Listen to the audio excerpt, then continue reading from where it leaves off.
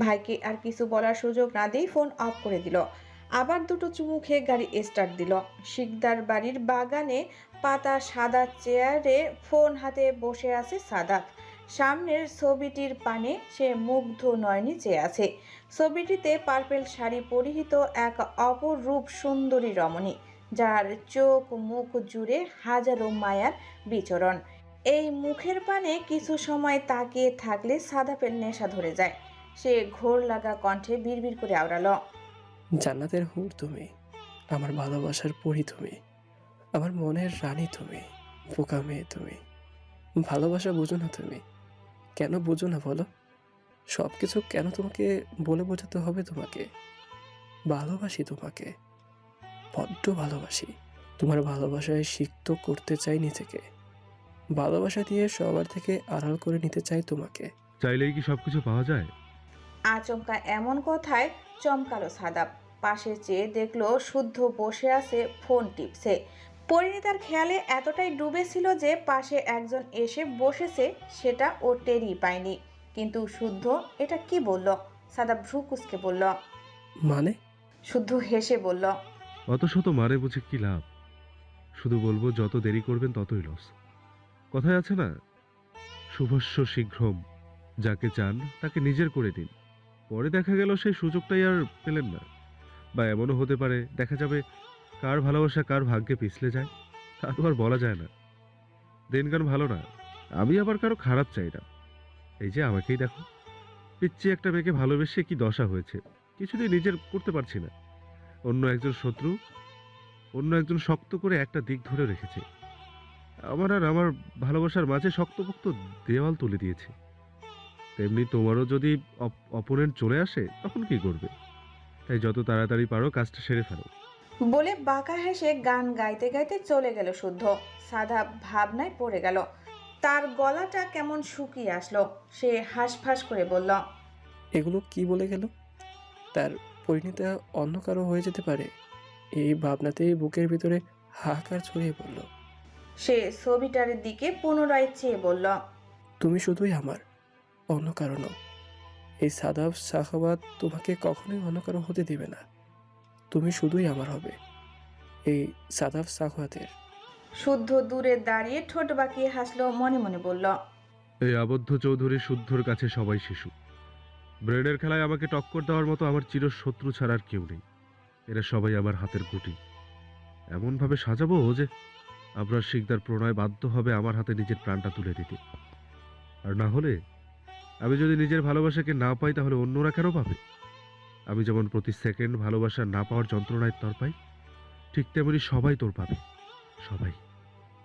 ভালোবাসা না পাওয়ার কষ্ট বুকে চেপে বাঁচতে হবে আজীবন। আমি ভালো নেই, তার মানে কেউ ভালো থাকবে না। বিকেল ৩টা। চৈত্রের দাবাহ কমার কোনো নামগন্ধ নেই। বাড়ির ছেলেমেয়েরা লাল পাকা টমেটোর মতো হয়ে বাড়ি ফিরেছে। ফর্সা মুখে গরমের উত্তাপ যেন সৌন্দর্যের আগুনে ঘি ঢেলে দিচ্ছে। প্রিয়তা গরমে অতিষ্ঠ। তাকে এখনই শাওয়ার নিতে হবে। সে ছুটে নিজের ঘরের দিকে যাচ্ছিল, এমন সময় পিছন থেকে কেউ ডাক দিল। প্রিয়তা পিছনে ফিরে দেখল শুদ্ধ প্যান্টের পকেটে হাত ঢুকিয়ে স্টাইলিশ ভঙ্গিতে দাঁড়িয়ে আছে। ব্ল্যাক টি শার্টের সাথে ব্ল্যাক ট্রাউজারে বেশ সুদর্শন দেখাচ্ছে। কিন্তু যথারীতি এক পুরুষে আসক্ত প্রিয়তা এসব লক্ষ্যই করল না। শুদ্ধ অপলক চেয়ে আছে। ঘাড়মান্ত লাল মুখশ্রীতে প্রিয়তা বলল, কিছু বলবেন ভাইয়া? শুদ্ধ কাছে এসে বলল, এক কাপ স্ট্রং ব্ল্যাক কফি বানিয়ে দেবে, রেড চেরি।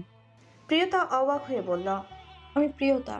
শুদ্ধ ঠোঁট কামড়ে হেসে বলল, জানি, কিন্তু প্রিয়তা নামটা বড় কঠিন লাগে, তাই ছোট করে দিলাম। তাছাড়া তোমাকে এখন রেড চেরি থেকেও লোভনীয় লাগছে। কিন্তু শেষের কথাটুকু মনে মনে বলল। প্রিয়তা একটু ইতস্তত করল। শুদ্ধ আবার বলল, প্লিজ বানিয়ে দেবে। মামিরা নিজেদের ঘরে, তাই তাদের ডিস্টার্ব করতে ইচ্ছে হলো না। প্রিয়তা আবার কাউকে না বলতে পারে না, তাই শুদ্ধকেও না বলতে পারল না। মিষ্টি হেসে বলল, ঠিক আছে, তাহলে 20 মিনিট অপেক্ষা করতে হবে। এই হাসিটা যেন সজা গিয়ে শুদ্ধের বুকে গেঁথে গেল। শুদ্ধ বলল, অবশ্যই। প্রিয়তা নিজের ঘরে চলে গেল। গোসল টোসল পরে হবে, আগে তাকে তার নিষিদ্ধ পুরুষের খবর নিতে হবে। সে কলেজ ব্যাগটা ছুঁড়ে মেরে বেরিয়ে গেল ঘর থেকে। প্রণয়ের ঘরের বাইরে এসে দাঁড়ালো। দরজায় হাত দিয়ে হালকা ধাক্কা দিল। দেখলো দরজা ভেতর থেকে লক। সে নক করবে কি করবে না ইতস্তত করছিল। তখনই হঠাৎ করে দরজা খুলে গেল। প্রণয়ের ঢুলু ঢুলু চোখে প্রিয়তার দিকে চেয়ে আছে। চুলগুলো এলোমেলো, পরনে টি শার্ট কুঁচকে আছে, চোখ মুখ ঘুমের রেশ লেপ্টে আছে। 28 বছরের যুবককে প্রিয়তার কাছে বড্ড আদুরে বাচ্চা লাগলো। কি যে মারাত্মক সুন্দর লাগছে। প্রিয়তা কয়েক সেকেন্ডের মধ্যে 20 থেকে 25টা ক্রাশ নামক বাঁশ খেলো। কি আশ্চর্য! কয়েক মিনিট আগে পরিপাটি সুদর্শন লুকে শুদ্ধ ওর নজরেই পড়ল না, অথচ এখন এলোমেলো চুলের অগাছালো প্রণয় ওর কাছে বড্ড সুদর্শন লাগছে। হা করে তাকিয়ে আছে সে প্রণয়ের দিকে।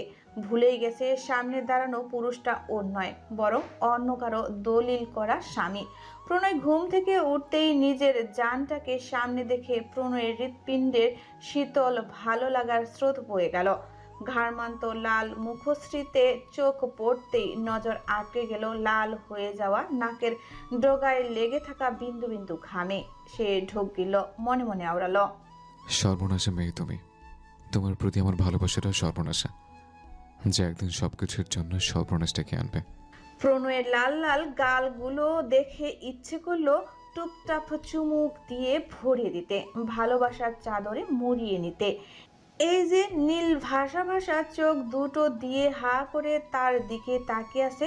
প্রণয়ের যে বড্ড ইচ্ছে করছে একটু বেপরোয়া হতে, জীবনের সব হিসেব নিকেশ একটু ভুল করতে, সকল শর্ত ভুলে যেতে। প্রিয়তা ঘোরের মাঝে এগিয়ে এসে প্রণয়ের গালে হাত দিল। প্রণয় ওর থেকে অনেকটাই লম্বা, ও প্রণয়ের হৃৎপিণ্ড বরাবর, তাই একটু এগিয়ে এসে প্রণয়ের পায়ের পাতায় পা রেখে উপরের দিকে তাকিয়ে গালে হাত দিল। মোহনীয় কণ্ঠে বলল, আর ব্যথা আছে প্রণয় ভাই? প্রণয়ের হৃৎপিণ্ড থমকে গেল। প্রিয়তা তার এতটাই কাছে দাঁড়িয়ে আছে যে তার শরীর থেকে বেরিয়ে আসা মাদকীয় সুগন্ধ প্রণয়ের সকল চিন্তা এলোমেলো করে দিচ্ছে। এই দেহের পাগল করা মাতাল করা ঘ্রাণ প্রণয়ের জন্য বিদেশি মাদক দ্রব্যের থেকেও বেশি ভয়ঙ্কর নেশা চড়িয়ে দেয়। সে এই গন্ধে বড্ড আসক্ত। তাই তো প্রিয়তা না থাকলেও তার ব্যবহৃত জিনিসপত্র ছাড়া প্রণয় থাকতে পারে না।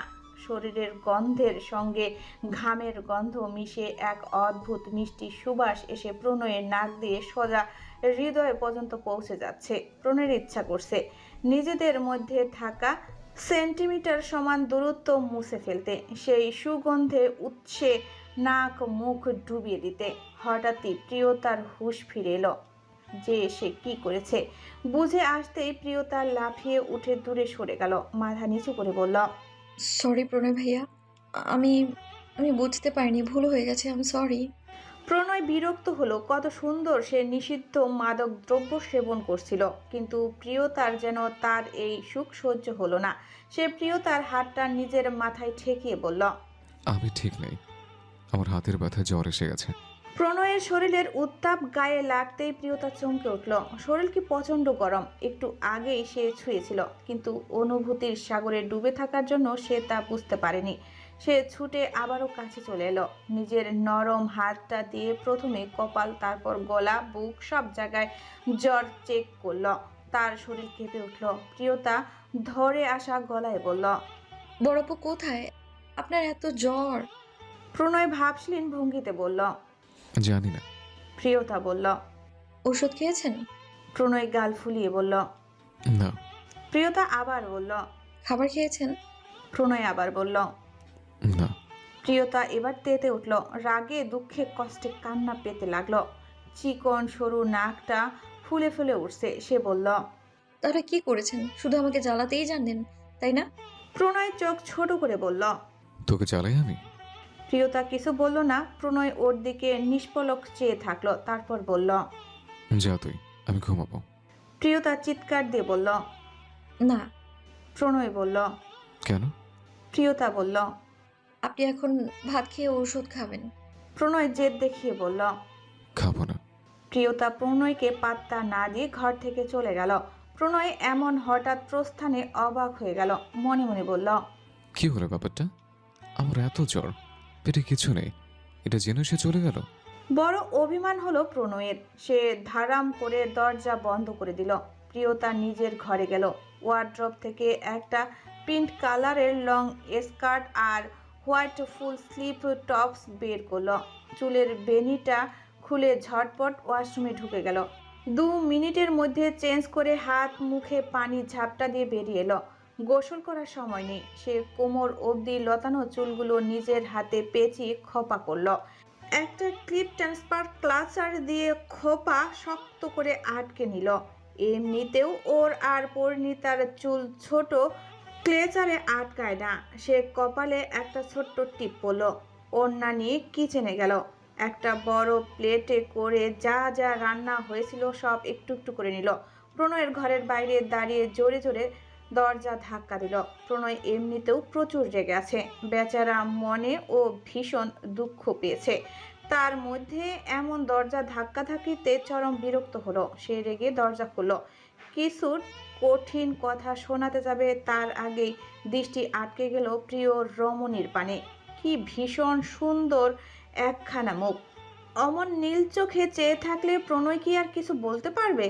তার কণ্ঠনালী দিয়ে আর কিছু বের হলো না, কিন্তু অভিমান তো আছেই। সে কিছু না বলে সোফায় গিয়ে মুখ ঘুরিয়ে বসলো। প্রিয়তা অবাক হলো। সে প্লেটটা নিয়ে প্রণয়ের পাশে গিয়ে বসলো। তার মুখের সামনে ধরে বলল, খেয়ে নিন। প্রণয় মনে হয় আরো রেগে গেল। রাগে খিটমিট করে বলল, নিজের হাতে যদি খেতে পারতাম তাহলে কবেই খেয়ে নিতাম, না খেয়ে বসে থাকতাম না নিশ্চয়ই। প্রিয়তা একটু থমকালো। ওর মনে পড়ল, আসলেই তো প্রণয় ভাইয়া অন্যের হাতে খাবার খায় না। এটা ওনার পছন্দ না। সে প্রণয়ের গভীর মুখশ্রীর দিকে নজর রেখে ভয়ে ভয়ে বলল, আমি খাইয়ে দিই। প্রণয় কেমন চোখে যেন তাকালো। প্রিয়তা ইতস্তত করে বলল, সারাদিন আপনি কিছু খাননি, এরপর আরও অসুস্থ হয়ে যাবেন। আর কিছু না খেলে ঔষধও খেতে পারবেন না। প্রণয় কিছু না বলেই হা করল। প্রিয়তা একটু থমকালো। সে বিশ্বাস করতে পারছে না প্রণয় ভাইয়া ওর হাতে খেতে রাজি হয়ে যাবে। সে ফটাফট গোস্ত দিয়ে ভাত মেখে নিজের অদক্ষ হাতে এক লোকমা ভাত প্রণয়ের গালে তুলে দিল। প্রণয় খাবারটা মুখে নিয়ে চরম তৃপ্তিতে চোখ বুঝল। এক লোকমা ভাতে যে এত পরিমাণ মানসিক শান্তি নিহিত থাকতে পারে আগে তার জানা ছিল না। তার মনে পড়ছে না এত মজার ভাত সে এর আগে কবে খেয়েছে। আজকের এই ভাত তার পেট ভরাতে পারবে কি না জানা নেই, কিন্তু মন কানায় কানায় ভরে গেছে। প্রিয়তা আবার নরম হাতে ভাত মেখে আরেক লোকমা প্রণয়ের মুখে তুলে দিল। প্রিয়তার ভেতরটা কেমন কাঁপছে। অবিশদ বিষাদময় অনুভূতির মাঝে একটা সুখের অনুভূতি উকি দিচ্ছে। প্রিয়তা ভাবল, এত সুখ বুঝি আমার কপালে ছিল। প্রিয়তা এক প্লেট ভর্তি খাবার প্রণয়কে খাইয়ে দিল। প্রণয়ও বিনা বাক্যে খেয়ে নিল। শেষ লোকমা মুখে তুলে দিয়ে বলল, শেষ। প্রণয়ের মনে হলো কথাটা পছন্দ হয়নি। সে ঝাড়ি দিয়ে বলল, এত কম আনলি কেন? আমি কি তুই যে এক পাখির খাবার পেট ভরে যাবে? প্রিয়তা ভীষণ খুশি হয়ে বলল। তাহলে আরেকটু নিয়ে আসি। প্রণয় তার চিকন নরম আঙ্গুলগুলো মুখে পুরে বলল, দরকার নেই, পেট ভরে গেছে। হঠাৎ প্রণয়ের জিহ্বার ছোঁয়া পেতেই প্রিয়তার সকল অঙ্গ ভূমিকম্পের নয় কেঁপে উঠল। প্রণয়ের হাতে থাকা হাতটাও কেঁপে উঠল। প্রণয় জহিরের চোখে প্রিয়তার অবস্থা পরোক্ষ করে মনে মনে বাঁকা হাসল। ইচ্ছে হলো ওই লজ্জায় রাঙা মুখশ্রীতে আরো একটু লজ্জায় প্রলেপ দিতে, কিন্তু সেটা তো আর সম্ভব নয়। প্রিয়তা নিচু স্বরে বলল, আমি প্লেটটা রেখে ওষুধ নিয়ে আসি। প্রণয় তার সাদা ওড়নার কণা দিয়ে মুখ মুছে নিল। আসলেই তার ভীষণ খিদে লেগেছিল। সে কাল রাত থেকে না খেয়ে আছে, কিন্তু এখন তার পেটেও তৃপ্তি, মনও তৃপ্তি। প্রহেলিকা কতবার সেদেশে খাইয়ে দেওয়ার জন্য হাত দিয়ে না হোক চামচ দিয়ে খাইয়ে দিবে, কিন্তু প্রণয় সাফ না করে দিয়েছে। অনুশ্রী বেগমও সেদেশে, তাকেও না করে দিয়েছে। অথচ এখন প্রিয়তমার হাতে বড় এক প্লেট ভাত খেয়ে ওর পেট ভরছে না, আঙ্গুল চেটে পুটে খেতে হচ্ছে।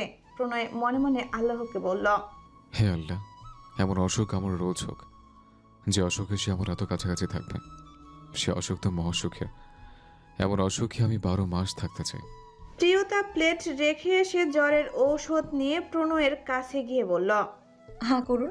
প্রণয় বিনা বাক্যে হা করল। প্রিয়তা ঔষধটা খাইয়ে দিয়ে পানি খাইয়ে দিল। প্রণয় বলল, আমার প্রচুর ঘুম পাচ্ছে। আসলে তখন প্রণয়ের জাস্ট ঘুমটা লেগেছিল। তখনই সাদা ফোন দিয়ে ওর কাঁচা ঘুম ভেঙে দিয়েছিল। তখন ভীষণ রাগ হচ্ছিল। মনে হচ্ছিল ওই বেটাকে একবার সামনে পেলে খান 10 থাপ্পড় চটাস টটাস করে লাগিয়ে দিত। কিন্তু এখন সে মত বদলেছে। এখন সাদাবকে কাছে পেলে একটা লম্বা ধন্যবাদ দিতে হবে। প্রিয়তা বলল। তাহলে আমি চলে যাই। প্রণয় তার হাতটা টেনে ধরে নিজের চুলের ভাঁজে দিয়ে বলল, মাথা ব্যথা করছে, চুলগুলো টেনে দে। বলে প্রিয়তার দিকে আরেকটু মাথা এলিয়ে দিল। প্রিয়তার ভীষণ কষ্ট মায়া হলো। সে প্রণয়ের চুলের মাঝে নিজের হাত দুটো রেখে কেবল আস্তে করে একটা টান দিয়েছিল। ঠিক তখনই প্রহেলিকা ঘরে প্রবেশ করলো। প্রিয়তাকে প্রণয়ের এত কাছে দেখে রাগে তেলে বেগুনে জ্বলে উঠল, কিন্তু সেটা বাহিরে প্রকাশ করলো না। মিষ্টি হেসে বলল, কি ব্যাপার প্রিয়, তুই এখানে? প্রিয়তা কিছু বলবে তার আগে প্রহেলিকা ছুটে এলো। প্রণয়ের মাথাটা নিজের কাঁধে রেখে হালকা চিৎকার দিয়ে বলল, তোমার মাথা ব্যথা করছে? কি হলো বলো, তোমার খুব মাথা ব্যথা করছে? আমি এক্ষুনি টিপে দিচ্ছি। প্রণয় ভীষণ বিরক্ত হলো। সে প্রিয়তার দিকে তাকালো। প্রিয়তাও ওদের দুজনের দিকে তাকিয়ে আছে। প্রহেলিকা প্রিয়তাকে দেখিয়ে আরো একটু ঘনিষ্ঠ হয়ে বসলো। প্রিয়তার নীল চোখ ইতিমধ্যে জলে টলমল করছে। প্রণয় সেই দৃশ্য দেখে হৃৎপিণ্ডে ব্যথা অনুভব করলো। সে প্রহেলিকাকে বলল। আমি ঠিক আছে। প্রহেলিকা একটু কষ্টের অভিনয় করে বলল। সে তো দেখতেই পাচ্ছি। বলেই আরো কাছে চলে এলো। এরপর প্রহেলিকা প্রিয়তাকে উদ্দেশ্য করে বলল, জানিস তো বোনু, তোর দুলাভাই মানে ভাইয়া কত চাপা স্বভাবের, নিজের মুখে কিছু বলতেই চায় না, তাই তো আমাকে সব বুঝে নিতে হয়। কথাগুলোর ভাব এমন যেন প্রণয় সম্পূর্ণভাবে ওর উপর নির্ভরশীল, যা ওর কণ্ঠস্বরের দ্বারা প্রিয়তাকে বুঝিয়ে দিল। আমি প্রণয়ের বউ, প্রণয় শুধু আমার, তোর কেউ না। তুই শুধুমাত্র আমাদের মাঝে বোঝার উপর শাকের আটি ছাড়া কিছুই না। প্রণয়ের ভালো লাগলো না এসব। প্রিয়তা প্রহেলিকাকে বলল, সরি আপু। বলে আর 1 সেকেন্ডও দাঁড়ালো না। সে বারবার কেন ভুলে যায়, বারবার কেন একই ভুল করে, বারবার কেন সে নিজেকে সামলাতে ব্যর্থ হয়। সে ছুটে গিয়ে নিজের ঘরের দরজা বন্ধ করে দিল। বাথরুমের কল ছেড়ে দিয়ে নিচে বসে পড়ল।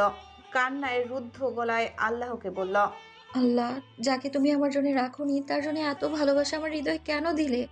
আমায় যদি তার বাপ পাঁজরের হাড় দিয়ে না বানিয়ে থাকো, তাহলে কেন তাকে নিজের মন থেকে মুছে ফেলার শক্তি দিলে না আমায়? সে আমার সামনে আসলে কেন আমার পুরো পৃথিবীটা উল্টে যায়? কেন মনে থাকে না সে অন্য কারো দলিল করা স্বামী? ওর অন্তর থেকে একটা কণ্ঠস্বর ভেসে এলো, উল্টা পাল্টা তো হবেই। তুই যে খারাপ মেয়ে, অন্যের সংসার ভাঙতে চাস। তোর লজ্জা করে না অন্যের স্বামীকে ভালোবাসতে? প্রিয়তা, তোর এত অধপতন হয়েছে? সি, এখন সময় আছে, মেনে নে। প্রণয় তোর নয়। প্রিয়তা চিৎকার দিয়ে কান চেপে ধরল। বিড়বিড় করে বলতে লাগলো, সব মিথ্যা, আমি খারাপ নই, আমি কারো সংসার ভাঙছি না, আমি কারো সংসার ভাঙছি না। বলে বুক ফাটা কান্নায় ভেঙে পড়ল মেয়েটা। সন্ধ্যা 6টা-7টার সময় আদিপ আসবে পরিণীতাকে পড়াতে। এটা ওর রুটিন। কিন্তু পরিণীতা তো পরিণীতা, এমনি এমনি তো আর তাকে পড়তে বসানো যায় না। তাই তাকে পড়ানোর জন্য আদিপের অনেক কাঠখড় পোহাতে হয়। আদিপ যতক্ষণ মুখের সামনে ডান্ডা নিয়ে দাঁড়িয়ে থাকবে ততক্ষণই পরিণীতা পড়ায় হয়। না হলে পড়াশোনা নামক বাল তার মাথায় ঢোকে না। হাতুড়ি পিটিয়েও ওর মাথায় কেউ পড়াশোনা ঢোকাতে পারে না। ওর মাস্টার মশাই আসবে একটু পর, আর এখনও কিনা সে তৈরি হয়নি। মাস্টার মশাইয়ের সামনে বসতে হবে, তার জন্য তো একটু রেডি সেডি হওয়া ব্যাপার আছে। পরিণীতা ওয়ার্ড্রপ খুলল। দাঁত দিয়ে নখ কাটতে কাটতে ভাবছে আজকে কি শর্ত দেবে মাস্টার মশাইকে পড়তে বসার জন্য। কি করতে বলবো? চুল বেঁধে দিতে বলবো, সাজিয়ে দিতে বলবো, নাকি নিজেই একটু লজ্জা পেল। তারপর আবারও ভাবলো, দুই একটা চুমু খেতে বলবো, নাকি কোলে নিতে বলবো? উফ, এত কনফিউশন হচ্ছে। ধুর, এসব পরে দেখা যাবে। সে একটা ব্ল্যাক ফুল স্লিপ 3 পিস বের করে ওয়াশরুমে চলে গেল। কলেজ থেকে এসে সে একবার গোসল করেছিল, এখন আবার করলো। ড্রেসিং টেবিলের সামনে গিয়ে বসলো। নিজের দিকে তাকিয়ে লজ্জা পেয়ে বলল, তুই নারী নাকি পড়ি? নিজেই হেসে বলল। পড়ি পড়ি, আমি আমার মাস্টার মশাইয়ের পড়ি। রিবন্ডিং করা চুলগুলো হেয়ার ড্রায়ার দিয়ে শুকিয়ে খুলে রাখলো, চোখে একটু কাজল দিল। প্রিয়তার মতো পরিণীতারও রূপের প্রধান আকর্ষণ তার চোখ। প্রিয়তা আর প্রীথমের যেমন নীল বর্ণের চোখ, পরিণীতা আর প্রণয়ের তেমন গাঢ় বাদামি বর্ণের চোখ, যা অত্যন্ত আকর্ষণীয়। ভারী পল্লব যুগল ডাগর চোখ যখন পলক ফেলে, যে কোনো পুরুষের প্রাণ পাখি ফুরুত করে উড়ে যাবে। সেখানে আদিপ আর কোন ক্ষেতের মূলা। পরিণীতার কপালে একটা ছোট্ট কালো টিপ দিল, ঠোঁটে হালকা গোলাপি লিপ গ্লোজ দিল। বেশ সুন্দর লাগছে তাকে। অপেক্ষা করতে করতে সে বিরক্ত হয়ে যাচ্ছে। 7:25 বাজে, এখনো মাস্টার মশাই আসার কোনো নামগন্ধ নেই। বিরক্ত হয়ে ঘর থেকে বেরিয়ে ড্রয়িং রুমে পার হয়ে সদর দরজার বাইরে এসে এদিকে সেদিকে উকি দিল। তাকে উকি ঝুঁকি দিতে দেখে সাদাব এগিয়ে এলো, মাথায় আলতো ঠুকে বলল। কি ব্যাপার ফুলপুরি, এই রাতের বেলা এদিক ওদিক উকি দিচ্ছ? ভয় করছে না ভূত প্রেতের? পরিণীতা ভাব নিয়ে বলল। ভূত প্রেত আবার হয় নাকি? কথাগুলো বলার সময় গলাটা সামান্য কেঁপে উঠেছিল, যা সাদাব ভালো মতোই টের পেল। সে মনে মনে মজা পেয়ে গেল। তার ভীতু ফুলপরীকে ভয় দেখানোর আনন্দটাই আলাদা। সাদাব হাসতে হাসতে বলল। এ মা, তোমার মনে নেই? তুমি তখন এইটুকু ছিলে। এই যে সামনের আম গাছটা দেখছো, ওইটা কিন্তু 200 বছর পুরনো। জমিদারি আমল থেকে দাঁড়িয়ে আছে। আর এই গাছে এক ভয়ঙ্কর ভূত আছে, যে কিনা তোমাকে ধরেছিল। পরিণীতা ভয়ে ভয়ে একটু একটু করে সাদাবের গায়ের সঙ্গে চেপে দাঁড়ালো। সাদাব সেটা লক্ষ্য করলো, ঠোঁট কামড়ে হাসলো। সে বলল। আর ওই ভূতের নাকি পরীদের খুব পছন্দ। কিন্তু এই বাড়িতে পরী তো একজনই, তুমি। তাই তো সে তোমাকে সবচেয়ে বেশি পছন্দ করে। পরিণীতা এবার খপ করে সাদাবের বলিষ্ঠ হাত ধরে ফেলল, কাঁদো কাঁদো মুখে বলল। প্লিজ আর ভয় দেখাবেন না। সাদাব হঠাৎ চিৎকার করে বলল। ওই দেখো ভূত। পরিণীতা লাফিয়ে উঠে সাদাবকে জড়িয়ে ধরল। সাদাবের হাসি হঠাৎ করে বন্ধ হয়ে গেল। থমকে গেল সে। নিজের প্রিয়তমার প্রথম করা স্পর্শে তার পুরুষালী হৃদয় কেঁপে উঠল। বুকে থাকা যন্ত্রটা যেন বুলেট প্রুফ ট্রেনের গতিতে ছুটে চলছে নিরন্তর। পরিণীতা শক্ত করে সাদাবকে জড়িয়ে ধরে রেখেছে। কিছুক্ষণ পর সাদাবও ওকে আগলে নিল। দূর থেকে এতক্ষণ সব কাহিনী আদিব দেখল। পরিণীতার কাছে যাওয়া, হাত ধরা আর সব শেষে জড়িয়ে ধরা, সবই দেখলো। কিন্তু তারা কি কথা বলছে সেটা সে শুনতে পায়নি। তার হাত মুষ্টিবদ্ধ হয়ে গেল। শ্যামলা মুখশ্রীতে হিংস্রতা ছড়িয়ে পড়ল। রাগে চোখের কোণে পানি এসে গেল। সে নিঃশব্দে জায়গা ত্যাগ করলো। সাদাব বলল। আমি কখনোই চাইবো না তুমি আমার বুক থেকে মাথা ওঠাও, কিন্তু এখন কেউ দেখে ফেললে সমস্যা হবে। এই কথা কানে আসতে পরিণীতা লাফ দিয়ে সরে গেল। সাদাব কি বলল সেটা বোঝার চেষ্টা করলো না সে, বা বলা চলে সাদাবের কথাটা ওর ব্রেন ক্যাচ করতে পারলো না। লজ্জা পেয়ে সে দ্রুত বাড়ির ভেতরে চলে গেল। সাদাব নিজের টি শার্টটা নাকের কাছে নিল। সেখান থেকে ভেসে আসছে মেলি পারফিউমের সুঘ্রাণ। সে হাসলো। সেখান থেকে অন্যদিকে হাঁটা দিল। আড়াল থেকে বের হয়ে এলো শুদ্ধ। তার ঠোঁটে এক ফালি রহস্যময় হাসি। এটাই তো চেয়েছিল সে, মনে মনে বলল। এই তো শুরু, পিকচার অফি বাকি হ্যাঁ।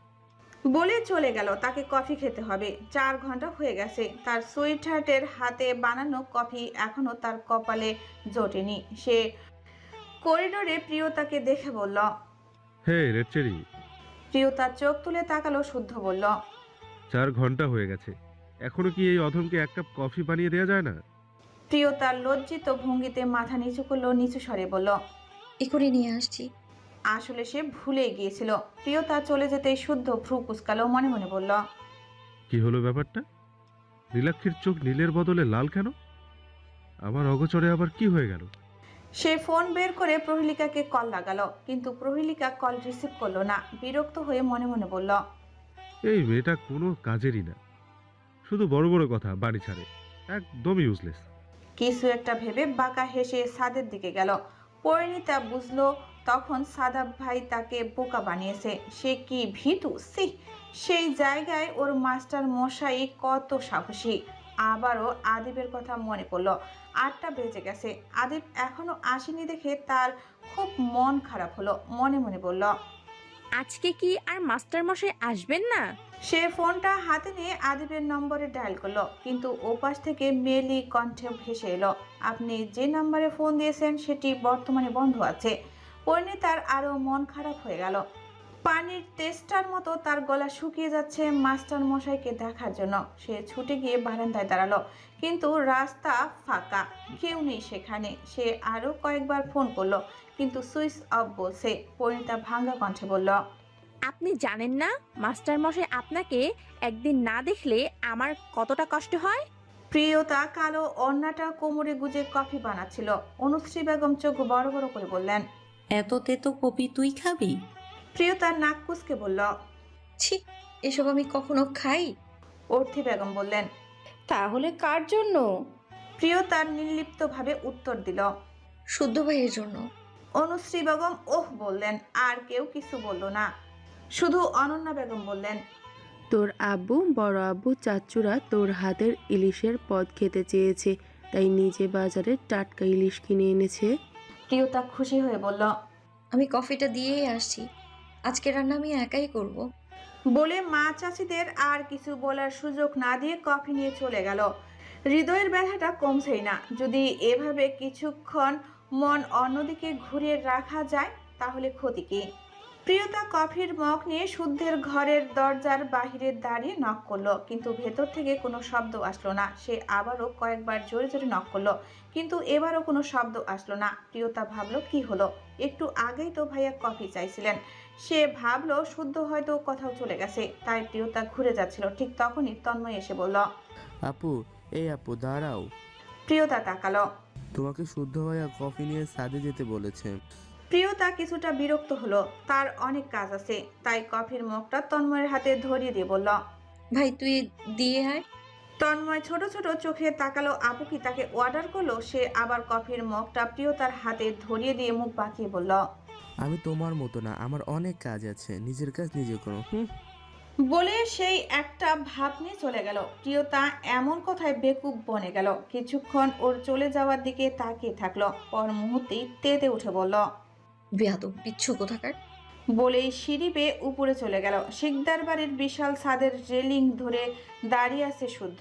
আকাশে চিকন এক ফালি চাঁদ ঝুলছে, মৃদু মন্দ হাওয়া বইছে, ছাদে লাগানো বাহারি ফুলের সুবাস ভেসে আসছে। এমন মনোরম পরিবেশে প্রিয়তাকে পাশে নিয়ে শুদ্ধের মন খুলে গান ধরতে ইচ্ছে হলো। গান নামক প্রতিভাটা শিকদার বাড়ির সবারই কম বেশি আছে, তবে প্রণয় আর শুদ্ধ একটু বেশি ভালো গায়। দূরের পানে চোখ নিবদ্ধ রেখে বুকের বাঁ পাশে হাত দিয়ে নেত্রদয় বন্ধ করে নিল শুদ্ধ।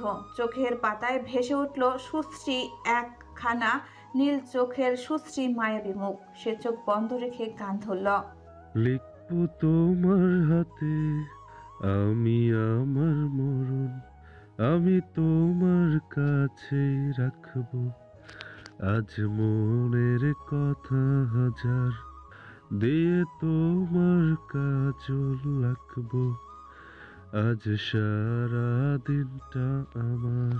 তুমি বৃষ্টি হয়ে নামলে আর কমলো চিন্তা আমার। প্রিয়তা কফির মুখ হাতে পাশে এসে দাঁড়ালো। শুদ্ধ প্রিয়তার উপস্থিতি অনুভব করলো। প্রিয়তা পেছন থেকে ডেকে বলল, ভাই আপনার কফি। শুদ্ধ পাশ ফিরে পূর্ণ দৃষ্টিতে প্রিয়তার দিকে চাইল। পান পাতা মুখে কোনো প্রসাধনীর রেশ পর্যন্ত নেই, তবুও সে অপরূপা, অনিন্দ সুন্দর। রাতের অন্ধকারেও ঝিলিক দিচ্ছে তার নুরানি চেহারা। শুদ্ধ হাত থেকে কফির মগটা নিয়ে বলল, থ্যাংক ইউ রেড চেরি। প্রিয়তা একটু হাসার চেষ্টা করলো। শুদ্ধ হঠাৎ ভ্রু কুঁচকে বলল, কিন্তু প্রিয়তা জিজ্ঞেস করল, কিন্তু কি? শুদ্ধ বলল, এটা আমি খাবো না। প্রিয়তা অবাক হয়ে বলল, কেন? আপনি তো তখন কফি খেতে চাইলেন। শুদ্ধ ভাব নিয়ে বলল, হ্যাঁ চেয়েছি, কিন্তু আমি একজন সচেতন ডাক্তার হিসেবে খাবারের মান যাচাই না করে কিছু খেতে পারি না, এটা আইন বিরুদ্ধ। আর ডক্টর আবদ্ধ চৌধুরী শুদ্ধ আইনের বিরুদ্ধে তো আর যেতে পারে না। প্রিয়তা চোখ বড় বড় করে বলল, হ্যাঁ? শুদ্ধ বলল, এই কফিতে দেওয়া উপকরণগুলো যে মেয়াদোত্তীর্ণ নয় তার প্রমাণ কি? প্রিয়তা বিস্ময়ে বলল। আমি কেন আপনাকে মেয়াদ উত্তীর্ণ জিনিস খাওয়াতে যাব আজব? তাও বিশ্বাস নেই? সচেতন ডাক্তার শুদ্ধ চৌধুরী ছোটখাটো রিক্সাও নেয় না। প্রিয়তা অবাক হয়ে ভাবল। এ লোকের মাথায় কি কোনো গন্ডগোল আছে? মেকি রাগ দেখিয়ে প্রিয়তা বলল। এই কফিতে মেয়াদ উত্তীর্ণ কিছু দেয়া নেই, নিশ্চিন্তে খেতে পারেন। কিন্তু শুদ্ধ নাসরবন্দা, সে বলল। এইভাবে কোয়ালিটি টেস্ট না করে আমি খাবো না। প্রিয়তা শুদ্ধের জেদ দেখে বিরক্ত হয়ে বলল। কিভাবে টেস্ট করতে হবে বলেন? শুদ্ধ মুচকি হেসে বলল। বিশেষ কিছু না, এটাতে কোনো ভেজাল নেই, তা প্রমাণ করার জন্য তোমাকে খেতে হবে। প্রিয়তা নাক কুচকে বলল। আমার তেতো পছন্দ না, আমি এসব খাই না। শুদ্ধ বলল। এসব আমি শুনবো না, তুমি বানিয়েছো তাই তোমাকে এর মান যাচাই করতে হবে। প্রিয়তা ভাবল এ নিশ্চয়ই পাগলের ডাক্তার, তাই পাগলের সাথে ঝামেলা করে লাভ নেই। সে শুদ্ধের হাত থেকে কফির মগটা নিয়ে নিজের টকটকে লাল ওষ্ঠের দ্বারা ছোট্ট একটা চুমুক দিল। সাথে সাথেই মুখের আকৃতি বিকৃতি হলো। মুখের কফিটুকু আর গিলতে পারল না, এত তেতো স্বাদ। চোখ গোল গোল করে ভাবল। এমন উচ্ছে করলার চেয়েও তেতো জিনিস কারো পছন্দের তালিকায় কি করে থাকতে পারে? শুদ্ধ প্রিয়তার মুখের ভাবভঙ্গি দেখে মনে মনে বাঁকা হাসলো। সৌ মেরে প্রিয়তার হাত থেকে কফির মগটা ছিনিয়ে নিল। প্রিয়তার ঠোঁট ছোঁয়া একই জায়গায় সে নিজেও চুমুক দিল। পরম তৃপ্তিতে তার হৃদয় জুড়িয়ে যাচ্ছে। এরকম মিষ্টি স্বাদের কফি সে আগে কখনো খায়নি। কফির মগ থেকে স্ট্রবেরির মিষ্টি স্মেল ভেসে আসছে, সাথে জিভে অন্যরকম কিছু একটা স্বাদ অনুভব হলো। প্রিয়তার যে জায়গায় ঠোঁট ছুঁয়েছিল সেই জায়গা থেকে স্ট্রবেরি ফ্লেভার লিপ গ্লোসের সুবাস আর স্বাদ যেন এক অন্যরকম মাদকতা ছড়াচ্ছে শুদ্ধের মাঝে। কফি শেষ করে শুদ্ধ মগটা প্রিয়তার হাতে ধরে দিয়ে ওর নীল চোখের দিকে তাকিয়ে মনে মনে বলল। এমন লিপ জেল মেশানো তেতো মিষ্টি স্বাদের কফি বিয়ের পর সকাল সকাল খেতে হবে উইথ বউ। শুদ্ধ আবারও মুচকি হেসে প্রিয়তার লাল টকটকে ঠোঁটের দিকে তাকিয়ে ভাবল। এই কোমল ঠোঁট ছোঁয়ানো সামান্য লিপ জেল এত মিষ্টি, না জানি ওই তুলতুলে নরম ঠোঁট দুটো কত মিষ্টি হবে। আমার তো এখনই স্বাদ নিতে ইচ্ছে করছে। নিজের চোখ নামিয়ে অদৃশ্য হাতে মাথার চাটি মেরে নিজেকেই বলল। কন্ট্রোল শুদ্ধ চৌধুরী, কন্ট্রোল, কন্ট্রোল ইউরসেলফ। প্রিয়তা ব্যঙ্গাত্ম স্বরে বলল। বিশ্বাস হয়েছে আপনাকে বিষ খাওয়াইনি যে? শুদ্ধ মনে মনে বলল। যদি তুমি নিজের হাতে বিষ দাও সেটাও অমৃত ভেবে এই আবদ্ধ চৌধুরী শুদ্ধ পরম তৃপ্তি সহকারে গ্রহণ করবে। কিন্তু মুখে বলল। আসলে আমার তো শত্রুর অভাব নেই, বলা যায় না কখন কে কি মিশিয়ে দেয়, তাই সবসময় যাচাই বাছাই করেই খাই। বাই দ্য ওয়ে, ভাবছি এরপর থেকে ফুড টেস্টিং এর চাকরিটা তোমাকেই দেব। প্রিয়তা ভেংসি কেটে বলল। আমার বই গেছে। বলে চলে যাচ্ছিল শুদ্ধ পেছন থেকে ডাক দিল। Red cherry. প্রিয়তা পেছনে ফিরে তাকালো। শুদ্ধ এবার সিরিয়াস ভঙ্গিতে সজা ওর নীল চোখে চোখ রাখলো। শুদ্ধ ওই সমুদ্রের নীল চোখের পানে বেশি সময় তাকিয়ে থাকতে পারে না। পাগল পাগল লাগে, মাতাল মাতাল লাগে, নিজেকে আউট অফ কন্ট্রোল লাগে, নেশা ধরে যায়। তারপরও ও ওই চোখের গভীর দৃষ্টিতে দৃষ্টি রেখে প্রিয়তার তুলতুলে নরম হাতটা ধরে একটু কাছে টানলো। প্রিয়তা তো আকাশ থেকে পড়ল। হঠাৎ এমন ব্যবহারে সে বিস্মিত হয়ে বলল। কিছু বলবেন ভাইয়া? শুদ্ধ কিছু বলল না, শুধু নিজের তর্জনী আঙ্গুল দিয়ে প্রিয়তার ঘন ভারী চোখের পাপড়ি ছুঁয়ে আঙ্গুলটা চোখের সামনে ধরল। আঙ্গুলের মাথায় নোনা পানির অস্তিত্ব টের পেল। প্রিয়তা অবাক চোখে তাকিয়ে আছে। শুদ্ধ আরো একটু কাছে এনে গভীর সুরে জিজ্ঞেস করল। কি হয়েছে রেড চেরি? বিস্মিত স্বরে প্রিয়তা বলল। কি হবে? শুদ্ধ একটু কঠিন গলায় বলল। কেঁদোছো কেন? চোখ ভেজা কেন? মুখ শুকনো কেন?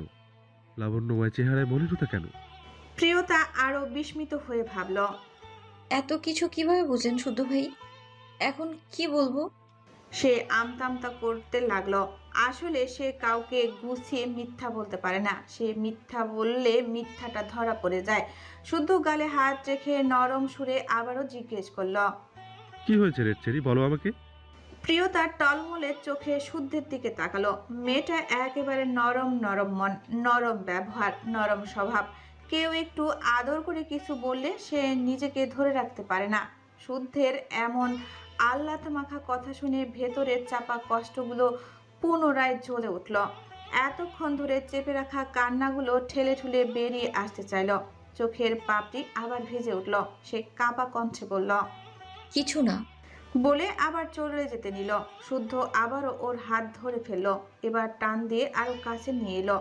একটু জোরে চেপে ধরতেই নরম হাতের লাল দাগ হয়ে যাচ্ছে অনুভব করতেই হাতের বাঁধন নরম করে নিজেদের মধ্যে কিছুটা দূরত্ব রেখে আরো কোমল গলায় জিজ্ঞেস করল, কি হয়েছে রেড চেরি, বলো আমাকে, কি কারণে কষ্ট পেয়েছো? প্রিয়তা আর নিজেকে সামলাতে পারল না। কোমল মেয়েটা সব দিক দিয়ে নরম, কোনো কুটিলতা কঠিনতা ছল ছাতুরির ছিটে ফোটাও নেই।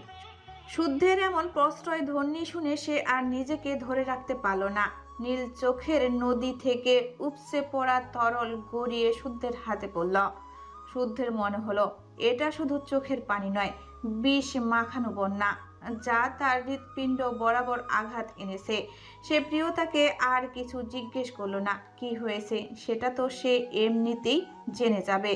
তাই নিজের পুরুষালী হাতে নরম গাল বেয়ে গড়িয়ে পড়া অশ্রুটা সযত্নে মুছে দিল। কিন্তু না, আবারও গড়িয়ে পড়তে লাগলো। এভাবে কয়েকবার চলার পর শুদ্ধ দীর্ঘ নিঃশ্বাস ফেলল। সে আর না পেরে প্রিয়তার মুখটা নিজের হাতে তুলে আদুরে গলায় বলল, কেঁদো না প্লিজ। মনে মনে বলল, আমি নিষ্ঠুর মনের কঠিনতম পুরুষ, যার মনে দয়া মায়া নেই। কিন্তু মেয়ে তো মেয়ে, আর আমার থেকেও বেশি নিষ্ঠুরতম পুরুষের চরম সর্বনাশ করে দিয়েছো। আমার বক্ষে গহীন ক্ষতের সৃষ্টি করেছো। ভালোবাসা তো এক ফোঁটাও দাও না মেয়ে। তবে থামো, চোখের জল ফেলে আর বাড়িও না ব্যথা। প্রিয়তার এতক্ষণ ধরে হাজারো চেষ্টার চাপা দেওয়া যন্ত্রণা এবার আর থাকতে চাইল না। সে ছুটে ছাদ থেকে নেমে গেল। শুদ্ধের মন প্রাণে এক অদ্ভুত অসহ্য যন্ত্রণা হচ্ছে। মুহূর্তেই তার সুদর্শন চেহারার কোমলতা সরে গিয়ে হিংস্রতা আর নিষ্ঠুরতা জায়গা করে নিল। সে কাউকে ফোন দিয়ে বলল, জাস্ট 5 মিনিটের মধ্যে ছাদে আসো। বলে ফোন কেটে দিল। প্রণয় নিজের ব্যালকনিতে দাঁড়িয়ে সিগারেট জ্বালিয়ে কালচে লাল ঠোঁটে চেপে ধরল। নিজের বুকের বাঁ পাশটা হাত দিয়ে ডলে বলল, আর কত পড়বে তুই? চোখ বন্ধ করতেই আবারও চোখের পাতায় ভেসে উঠল সে পান পাতা মুখ। সে চোখ বন্ধ করে আওড়ালো, তোর জন্য হৃদয়টা কবে জ্বলে পড়ে কয়লা হয়ে গেছে, তবুও পুরো থামছে না।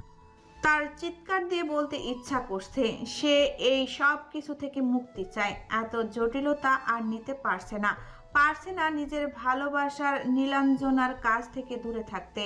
তার এই শিকল পোড়ানো জীবন আর সহ্য হচ্ছে না। মন চাইছে সব কিছু ছেড়ে ছুঁড়ে প্রিয়তার হাত ধরে দুজন মিলে কোনো এক দূর দেশে নিরুদ্দেশ হয়ে যেতে, যেখানে তাদের কেউ চিনবে না। কিন্তু এখানেও সে নিরুপায়, বড্ড অসহায়। সত্যিটা একবার জানাজানি হয়ে গেলে সে তার নীলাঞ্জনাকে পৃথিবীর কোথাও সুরক্ষিত রাখতে পারবে না। তার এলোকেশির জন্য হলেও তাকে এসব সহ্য করে নিতে হবে। কিন্তু মানুষ তো আর কতটুকুই বা সহ্য করতে পারে। যন্ত্রণা তো তারও হয়। সেও তো চায় ক্লান্তি মাখা দিনের পর প্রিয় মানুষের বুকে সুখ খুঁজে পেতে, কিন্তু সে সেটা পায় না। তার হৃদয় খুব করে বলছে তার নীলাঞ্জনা কাঁদছে। প্রতিটা সেকেন্ড, প্রতিটা মিনিটে তার হৃদয়ে তীব্র অসহ্য যন্ত্রণা ছড়িয়ে যাচ্ছে। এটা আর সহ্য করতে না পেরে ঘর থেকে বেরিয়ে প্রিয়তার ঘরের বাইরে কিছুক্ষণ দাঁড়ালো। বন্ধ দরজার পানে চোখ রেখে বিড়বিড়িয়ে বলল, আমার জীবনের এক প্রহর কেটেছে স্বপ্নের মতো, বাকি জীবনটা কাটবে তুমিহীনা দুঃস্বপ্নের মতো। এমন জীবন থেকেই তো মৃত্যু শ্রেয় ছিল। অন্তত এটুকুতে বলতে পারতাম, তুমি ছাড়া আমি আর কোনো নারীকে ছুঁয়ে দেখিনি। অন্তত আমার জীবনে সে বিষাক্ত রাতগুলো ঘুরে ফিরে আসতো না। সে অভিযোগের সুরে বলল, কেন নীলাঞ্জনা, কেন তুমি সাধারণ হলে না? সে আর এক সেকেন্ডও অপেক্ষা করলো না, বেরিয়ে গেল শিকদার বাড়ি থেকে। পরিণীতার মনটা খুব খারাপ। সে ড্রয়িং রুমের সোফায় বসে আদিবের হোয়াটসঅ্যাপে মেসেঞ্জারে শত শত মেসেজ করে যাচ্ছে, অথচ সে স্পষ্ট দেখতে পাচ্ছে আদিব অফলাইন। তাও নিজেকে সান্ত্বনা দিচ্ছে। ঠিক তখনই মিসেস তনুশ্রী বেগম পরিণীতাকে ডেকে বললেন, যা তোর বোনকে ডেকে নিয়ে আয় তো, আজ রাতে রান্না সে করবে বলেছে। পরিণীতা মেজর চাচির দিকে তাকিয়ে বলল, কোন বোন? তনুশ্রী বেগম বিরক্ত হয়ে বললেন। প্রিয়তাকে ডেকে নিয়ে আয়। পরিণীতার মনটা একটু খুশি হলো, ভাবলো তাহলে সেও যোগ দিবে। দু বোন মিলে আজ অনেক কিছু এক্সপেরিমেন্ট করা যাবে। সে দৌড়ে চলে গেল প্রিয়তার ঘরের দিকে। বাইরে দাঁড়িয়ে দরজায় ঠক ঠক করে ডাক দিল। প্রিয়, দরজা খোল। প্রিয়তা কথা বলল না। পরিণীতা পুনরায় কয়েকবার ডাক দিল। ভেতর থেকে ভাঙ্গা গলায় প্রিয়তা বলল। তুই যা আপু এখান থেকে। পরিণীতা থমকে গেল কয়েক সেকেন্ড, তারপর আরো জোরে জোরে দরজা ধাক্কিয়ে বলল। তাড়াতাড়ি খোল, খোল বলছি, কাঁদছিস কেন? খোল, না হলে আব্বুকে ডেকে আনবো। প্রিয়তা তবুও দরজা খুলছিল না দেখে পরিণীতা সাদমান শিকদারের নাম ধরে ডাক দিল। আব্বু। প্রিয়তা দৌড়ে এসে দরজা খুলে প্রিয়তার মুখ চেপে ধরল। প্রিয়তা অবাক চোখে তাকিয়ে আছে বোনের দিকে। হাঁটু অব্দি চুলগুলো এলোমেলো, কান্নার তোপে ফর্সা মুখটা টকটকে লাল, চোখের সাদা অংশ লাল হয়ে গেছে, এখনো অঝোর ধারায় গড়িয়ে পড়ছে নোনা তরল। পরিণীতা বুঝলো মেয়েটা আবারও ওর ভাইয়ের কারণে কষ্ট পেয়েছে। পরিণীতা মুখের উপর থেকে হাতটা সরিয়ে পূর্ণ দৃষ্টিতে বোনের দিকে তাকালো। ভেতরে ঢুকে গিয়ে গালে হাত দিয়ে নরম গলায় বলল। আর কত কাঁদবি বোন? প্রিয়তা ঝাঁপিয়ে পড়ে পরিণীতার বুকে চিৎকার দিয়ে কেঁদে উঠল। প্রিয়তার চোখের কোণেও পানি চিকচিক করছে। সে এই ব্যথা বুঝবে না, কারণ তার মাস্টার মশাই তাকে পুতুলের মতো রেখেছে, কখনো দুঃখ কষ্টের ছিটে ফোঁটাও রাখতে দেয়নি। তাই সে এই ব্যথা সত্যি বুঝে না। কিন্তু সেও তো তার মাস্টার মশাইকে এমন পাগলের মতোই ভালোবাসে, আর সেই ভালোবাসার সঙ্গে অন্য কাউকে সে দুঃস্বপ্নেও ভাবতে পারে না। তাই ধরে নিল ওর ছোট বোনের ব্যথাটা ও অনুভব করতে পারল না সত্যি, কারণ যে যে পরিস্থিতিতে পড়ে সে ছাড়া অন্য কেউ সেই উপলব্ধি করতে পারে না। পরিণীতা পুনরায় ভাবল, এতটুকু মেয়ে কিভাবে 24 ঘন্টা চোখের সামনে সহ্য করে, সেটাই বুঝে আসে না পরিণীতার। পরিণীতা মাথার চুলে হাত বুলিয়ে বলল। শান্ত হো বোন, এভাবে কাঁদিস না। প্রিয়তা কন্দনরত কণ্ঠে হেসকি তুলে তুলে বলল। আপু আমার সহ্য হচ্ছে না, আমার সহ্য হচ্ছে না, আমার আমার ভীষণ কষ্ট হচ্ছে আপু। এমন ছোট ছোট প্রলাপ বকছে প্রিয়তা। পরিণীতা ওর মুখটা তুলে কিছু বলতে চাইল, কিন্তু প্রিয়তা শুনল না, বরং আরো জোরে জড়িয়ে ধরে আবার ভাঙ্গা গলায় বলল। আমি পারছি না তাকে ছাড়া থাকতে। কথাগুলো পরিণীতার বুকে বিচ্ছে। সে প্রিয়তার মাথায় হাত বুলিয়ে বলল। বড় দাদান তো ভীষণ ভালো আছে, তার জন্য আর কত চোখের পানি ফেলবি? সে তো তোকে ভালোবাসে না, তাহলে কেন তার জন্য গোপন কলঙ্ক গায়ে মাখছিস? সে কখনোই তোর হবে না, ভুলে যা তাকে। প্রিয়তা বিষাদময় এক হাসি দিয়ে বলল। গোলাপে কাঁটা আছে, তবুও গোলাপ ভালোবাসার প্রতীক। চাঁদেও দাগ আছে, তবুও চাঁদ দেখতে ভালো লাগে, সুন্দর লাগে। ইলিশে অন্যান্য মাছের তুলনায় একটু বেশিই কাঁটা, তবুও ইলিশ সবচেয়ে সুস্বাদু মাছ। এই পৃথিবীর কোনো কিছুই পারফেক্ট নয়, আমিও পারফেক্ট নই, তাই থাকুক না একটু কলঙ্ক।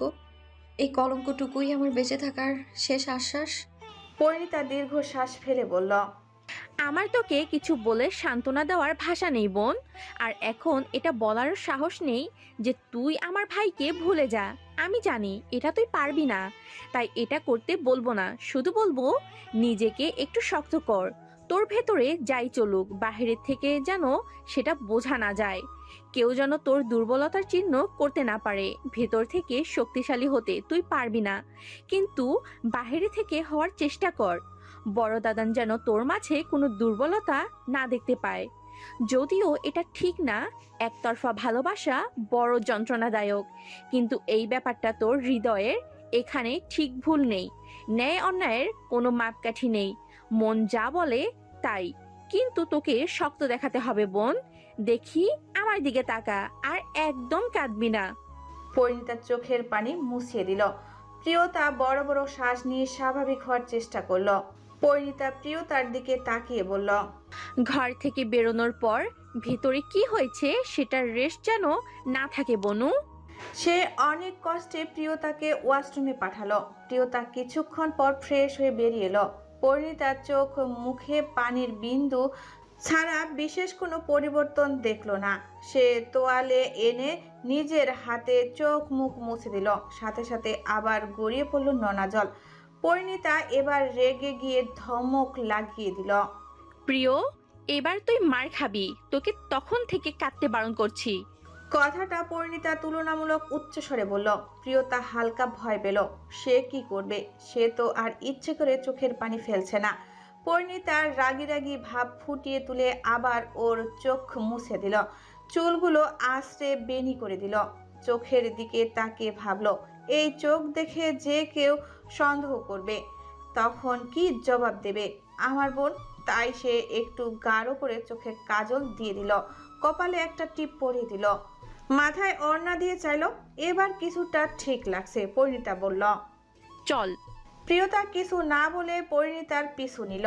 ড্রয়িং রুমে তন্ময় বসে বসে ডোরিমন দেখতে দেখতে চিপস খাচ্ছে। রাজ আর প্রেম দুজনেই অফিস থেকে মাত্রই ফিরল। দুজনেই ভীষণ ক্লান্ত। তাদের এখন একটু এন্টারটেনমেন্ট দরকার। তাই তারা তন্ময়কে দেখতেই দুজন দুজনের দিকে তাকিয়ে একটা শয়তানি হাসি দিল। তারপর দুজন গিয়ে তন্ময়ের দুপাশে বসে আচমকা চিপসের প্যাকেট হামলা চালিয়ে দিল। হঠাৎ আক্রমণে তন্ময় লাফিয়ে উঠল। দুপাশে দু দাদাকে দেখে এক ভ্রু উঁচিয়ে বলল, কি ব্যাপার, তোমরা দুজন আমার চিপস নিলে কেন? রাজও একইভাবে এক ভ্রু উঁচিয়ে বলল, চিপসের গায়ে কি তোর নাম লেখা ছিল? তন্ময় চোখ সরু করে বলল, নাম নেই তো কি হয়েছে, আমার আব্বু আমার জন্য এনেছে। রাজ বলল, আমার চাচু এনেছেন, আমি খেতেই পারি। বলে আরেকটা চিপস তুলে মুখে পুরে দিল। তন্ময়ের নাকের পাটা ফুলে গেল। রেগে বলল, একদম আমার চিপসে হাত দিবে না। রাজ ওর কথায় পাত্তা দিল না। প্রেম ওর ফুলানো ভুঁড়িতে হাত বুলিয়ে ব্যঙ্গ করে বলল, আচ্ছা ভাই, তুই যে দিন দিন তরমুজ হচ্ছিস, তোর চিন্তা হয় না? তন্ময় ছোট দাদার দিকে তাকিয়ে বলল। চিন্তা হবে কেন? প্রেম দ্বিগুণ চিন্তিত হওয়ার ভান ধরে বলল, তুই যে দিন দিন গ্যাস বেলুনের মতো ফুলছিস, এরপরেও তোকে কি আর কেউ বউ দিবে? রাজও চিন্তিত ভঙ্গিতে বলল, ঠিক বলেছিস ভাই, এটা তো চিন্তার বিষয়। দুজন এমন ভাব করছে যেন তারা ভীষণ চিন্তিত। তন্ময় নাক ফুলিয়ে বলল, আমি তোমাদের মতো না, আমার বউ অনেক সুন্দরী হবে। প্রেম গা জ্বালানো হাসি দিয়ে বলল, এমন ফুটবল মার্কা চেহারা হলে তোকে টনির মাও মেয়ে দিবে না। আসছে। রাজ আবারও তাল মিলিয়ে বলল, ঠিক বলেছিস ভাই। তন্ময় একবার রাজের দিকে তাকায় তো আরেকবার প্রেমের দিকে তাকায়। ওরা দুজন কথা বলার পাশাপাশি দু হাতে পটাপট চিপস মুখে পড়ছে। তন্ময়ের মুখ কাদো কাদো হয়ে গেল, কেঁদে দেবে দেবে ভাব। চিপসও শেষ। হঠাৎ রাজ ফোন কানে ধরে আসছি আসছি বলে ছুটে গেল। ভাবখানা এমন যেন কেউ ওর পিছে পাগলা সার লাগিয়ে দিয়েছে। প্রেমও কিছু মনে করার ভঙ্গিতে বলল, হ্যাঁ, আমাকে এখনই পেইন্টিং করতে হবে। বলে সেও চুপচাপ কেটে পড়ল। তন্ময় বউ না পাওয়ার দুঃখ মনে নিয়ে চিপসের প্যাকেটে হাত দিতেই দেখলো পুরো ফাঁকা। বউ না পাওয়ার দুঃখের সাথে চিপস চুরি হয়ে যাওয়ার দুঃখের যোগ হলো। সে এত দুঃখ নিতে না পেরে পুরো ড্রয়িং রুম কাঁপিয়ে কেঁদে উঠল। কোমরে ওড়না গুজে গিন্নি গিন্নি ভাব নিয়ে রান্না করছে পরিণীতা। চুলগুলো উপরে উঠিয়ে বড় একটা ক্লেসার দিয়ে খপা করে নিল। সে সুপুণ্যভাবে কাটিং বোর্ডে ছুরি চালাচ্ছে। পেঁয়াজ মরিচ কুচি কুচি করতে গিয়ে চোখের পানি নাকের পানি এক করে ফেলছে।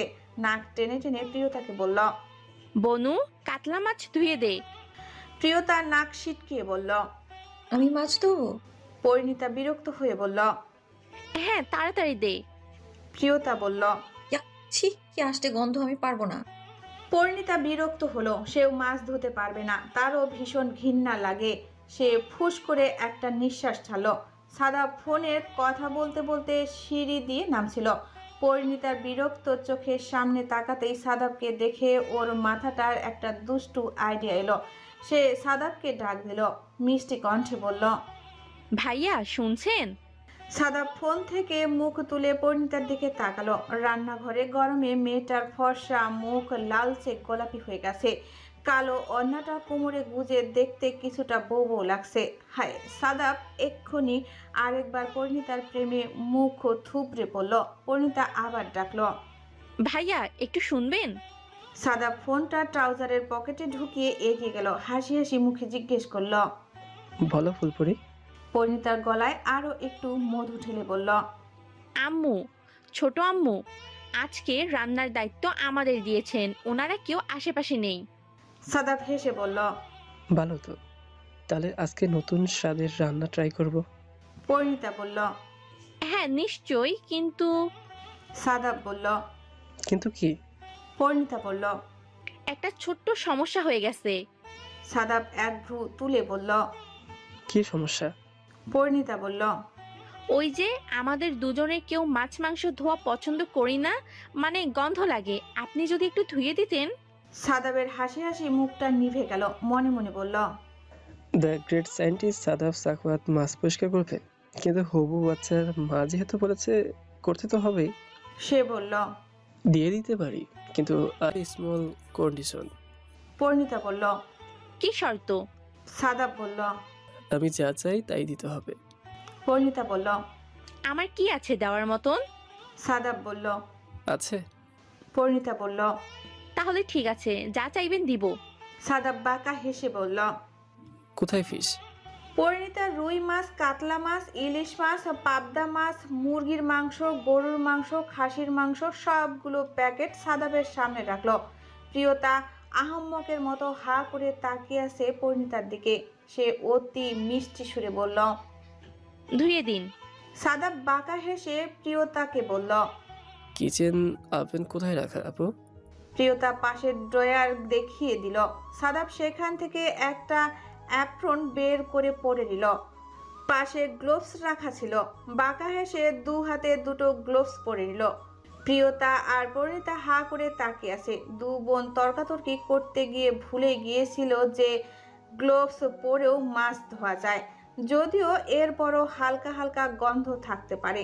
সাদাব একে একে সব মাছ মাংস ধুয়ে দিয়ে পরিণীতার উদ্দেশ্যে বলল, এখন আমি যা বলবো তোমাকে তাই দিতে হবে। পরিণীতা ফ্যাসাদে পড়ে গেল, কিন্তু কথা যেহেতু দিয়েছে দিতে তো হবেই। সে বলল, কি চান? সাদাব বাঁকা হেসে বলল, কালকে চাইবো বলে। পরিণীতা গালে একটা টোকা দিয়ে চলে গেল। প্রিয়তা মনে মনে বলল, এবার দেখো কেমন লাগে। প্রিয়তা জাস্ট মাংসে দই মাখাতেই ঠিক তখনই তন্ময়ের ঘর কাঁপানো চিৎকার কানে এলো তাদের।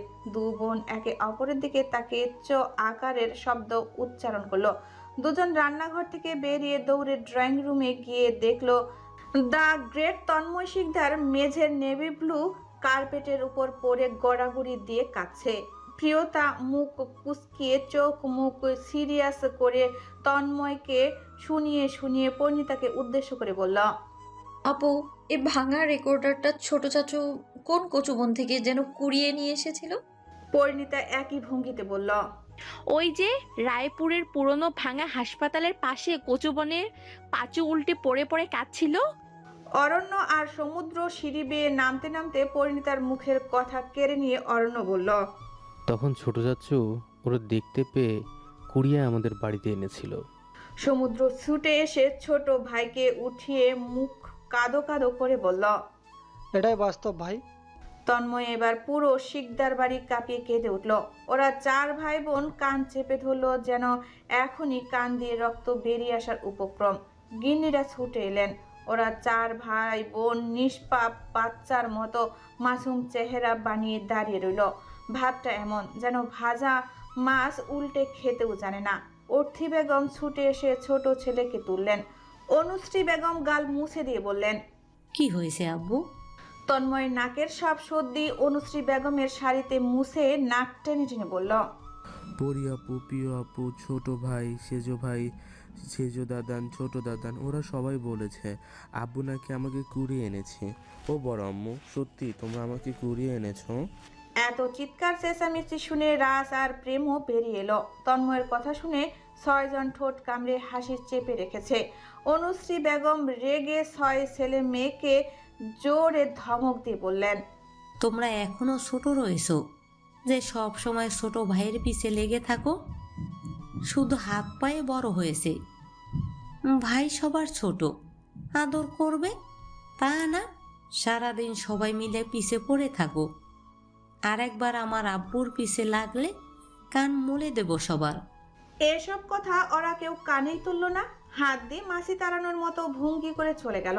অবশ্যই অরণ্য যেতে যেতে তন্ময়কে ফিসফিস করে বলল, একদম মিথ্যে কথা, কানও দিও না, আমরা যা বলছি সেটাই সত্যি।